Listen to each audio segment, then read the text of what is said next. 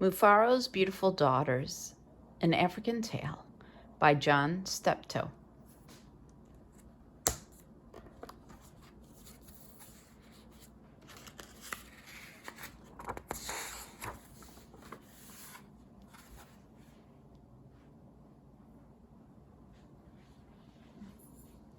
Mufaro's Beautiful Daughters.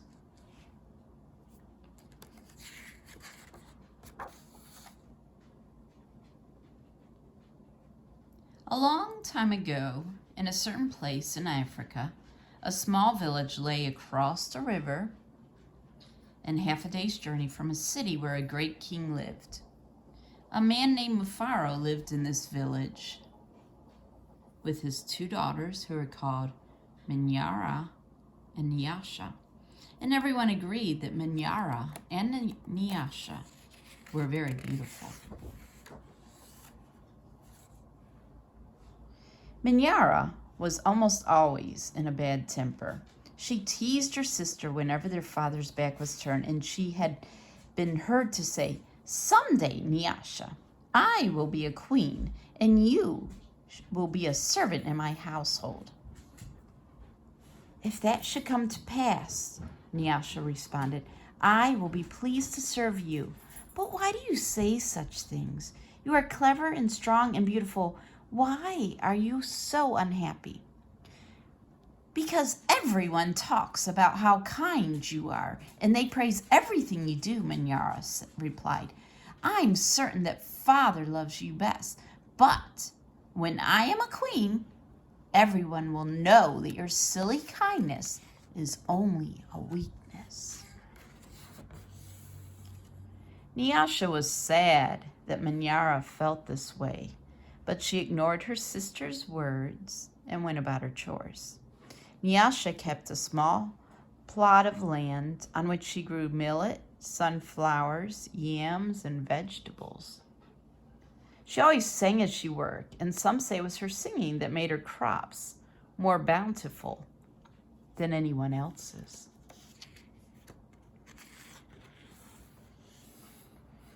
One day, Nyasha noticed that a small garden snake was resting beneath a vine.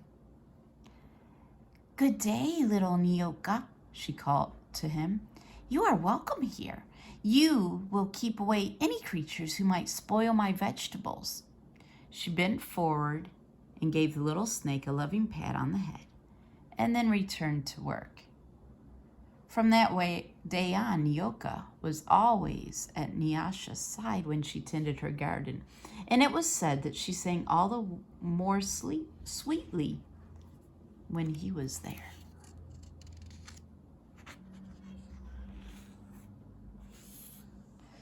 Mufaro knew nothing of how Minyara treated Nyasha. Nyasha was too considerate of her father's feelings to complain, and Minyara was always careful to behave herself when Mufaro was around. Now one morning, a messenger from the city arrived. The great king wanted a wife.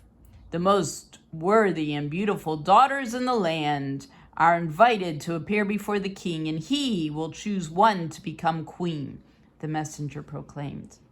Mufaro called Minyara and Nyasha to him. "It would be a great honor to have one of you chosen," he said. "Prepare yourselves to journey to the city. I will call together all our friends to make a wedding party. We will leave tomorrow as the sun rises." "But my father," Minyara said sweetly, "it would be painful for either of us to leave you, even to be wife of the king. I know Nyasha would grieve to death if she were parted from you. I am strong. Send me to the city and let poor Nyasha be happy here with you." Mufaro beamed with pride. "The king has asked for the most worthy and the most beautiful." "No, Minyara, I cannot send you alone. Only a king can choose between two such worthy daughters. Both of you must go." That night, when everyone was asleep, Minyara stole quietly out of the village. She had never been in the forest at night before, and she was frightened but her greed to be the first to appear before the king drove her on. In a hurry, she almost stumbled over a small boy who suddenly appeared standing in the path. "Please," said the boy, "I am hungry. Will you give me something?" "I have brought only enough for myself," Minyara replied. "But please," said the boy, "I am so very hungry." "Out of my way, boy. Tomorrow I will become your queen. How dare you stand in my path?" After traveling for what seemed to be a great distance, Minyara came to a small opening, and there, silhouetted against the moonlight, was an old woman seated on a large stone. The old woman spoke. "I will give you some advice, Minyara. Soon after you pass the place where the two paths cross, you will see a grove of trees. They will laugh at you. You must not laugh in return. Later, you will meet a man with his head under his arm. You must be polite to him. How do you know my name, and how dare you advise your future queen? Stand aside, you old ugly woman," Minyara scolded, and then rushed on her way without looking back. And just as the old woman had foretold Minyara, she came to a grove of trees, and they did seem to be laughing at her. "I must be calm," Minyara thought. "I will not be frightened." She looked up at the trees and laughed out loud. "I laugh at you, trees," she shouted, and she hurried on. It was not yet dawn when Minyara heard the sound of rushing river, the water. "The river must be up ahead," she thought. "This great city is just on the other side." But there on the rise she saw a man without his head, and it was tucked under his arm. Minyara ran past him without speaking. "A queen acknowledges only those who please her," she said to herself. "I will be queen," she chanted, and she hurried on toward the city. Now Nyasha woke at the first dawn of light, and she put on her finest garments, and she thought how her life might be changed forever beyond this day. "I would much prefer to live here," she admitted to herself. "I'd hate to leave this village and never see my father or sing to little Nyoka again." Her thoughts were interrupted by loud shouts and a commotion from the wedding party assembled outside. Minyara was missing. Everyone bustled about, searching and calling for her.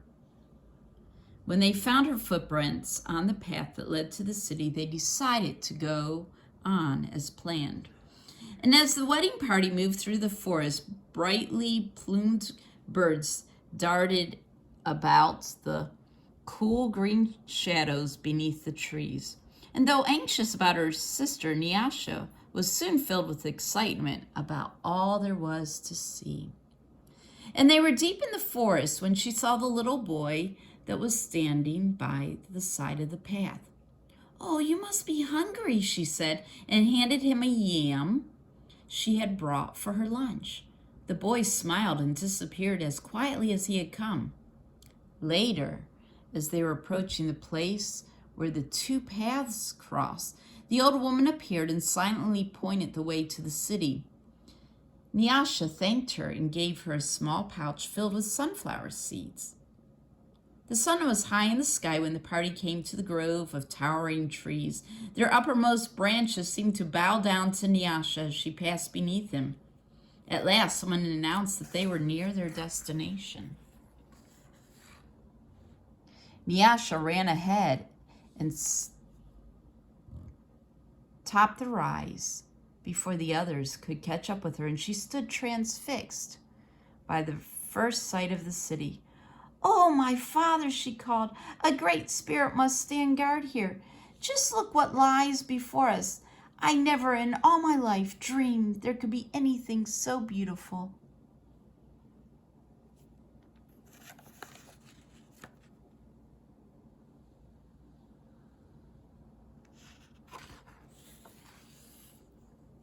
Arm in arm, Nyasha and her father descended the hill, crossed the river, and approached the city gate.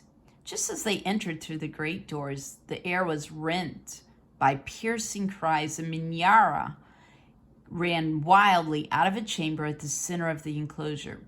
When she saw Nyasha, she fell upon her, sobbing.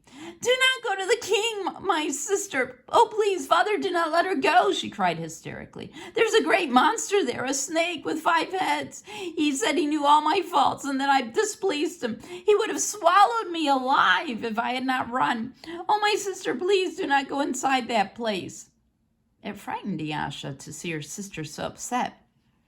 But leaving her father to comfort Minyara, she made her way to the chamber and opened the door.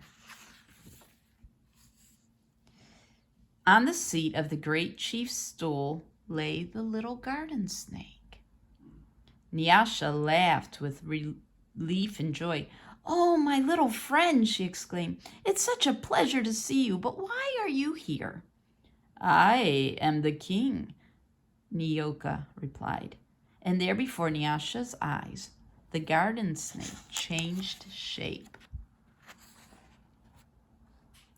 "I am the king. I am also the hungry boy with whom you shared a yam in the forest, and the old woman to whom you made a gift of sunflower seeds. But you know me best as Nyoka, because I have been all these things.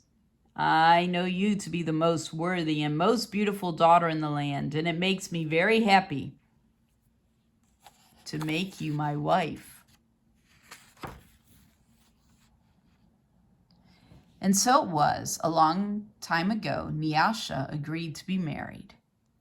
The king's mother and sister took Nyasha to their house, and the wedding preparations began.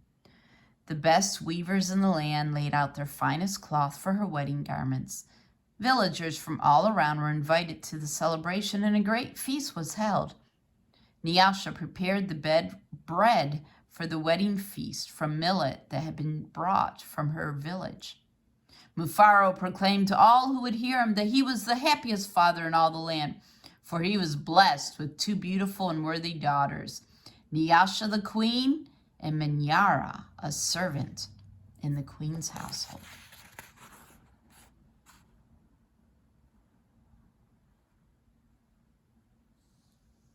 Oh, look at them.